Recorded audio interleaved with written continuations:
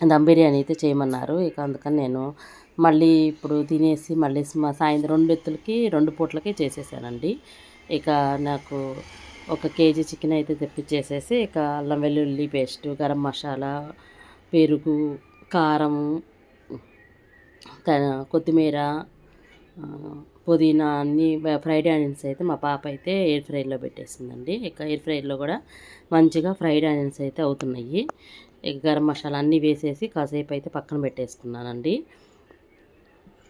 ఇక నిమ్మకాయ అన్నీ పిండేసుకొని ఇక బాగా పొడిపొడిగా రావడానికి ఇట్లా కొంచెం నూనె అయితే కూడా మనం ఎక్కువగా కొంచెం వేసేసుకుంటే మనకి చికెన్ ముక్క అనేది కొంచెం బాగా ఉడికిద్దండి. తక్కువగా వేసేసుకుంటే కొంచెం మళ్ళీ ఉడకదు.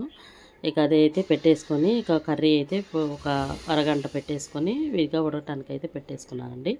ఇక ఆ లోపు నేను ఇంకా ఒకేసారి ఇక అన్ని నీళ్ళు అనేది నేను ఒక గ్లాస్ అనేది ఎక్స్ట్రా తీసేసుకున్నాను అండి. మనం ఎన్ని గ్లాసులు బియ్యం కర్రీ లాగానే అయిపోయింది. బాగా మెత్తగా కూడా అయిపోయిందండి. ముక్కలు కూడా బాగా ఉడికినాయి. ఇక ఆయిల్ అనేది బయటకు వచ్చేస్తుంది. నాకు గ్రేవీ కూడా ఎక్కువగా ఉంచుకోకూడదు, తక్కువగా ఉంచుకుంటేనే కొంచెం బాగుండిద్దండి. గ్రేవీ ఎక్కువగా ఉన్నప్పుడు వేస్తే రైస్ అట్లాంటప్పుడు రైస్ అనేది మంచి బాగా పొలుకు మీద వేయాలండి.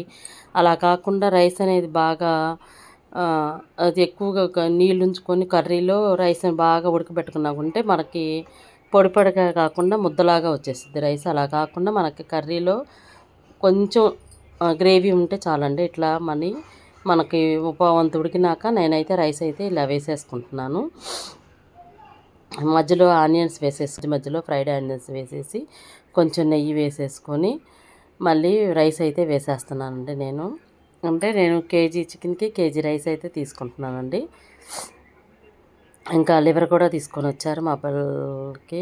లివర్ అంటే అచ్చం లివరే కాకుండా కందనకాయలు కాకుండా అచ్చం లివరే తీసుకొని వచ్చారు. అంటే కందనకాయలు కూడా 1, 2 వచ్చినాయండి, ఎక్కువగా ఏమి రాలేదు. అచ్చం లివర్ అయితే తొందరగా ఫ్రై అయ్యిద్ది, టేస్ట్ కూడా బాగుండిద్ది. ఈ లివర్లో కూడా B12 బాగుండిద్దంట.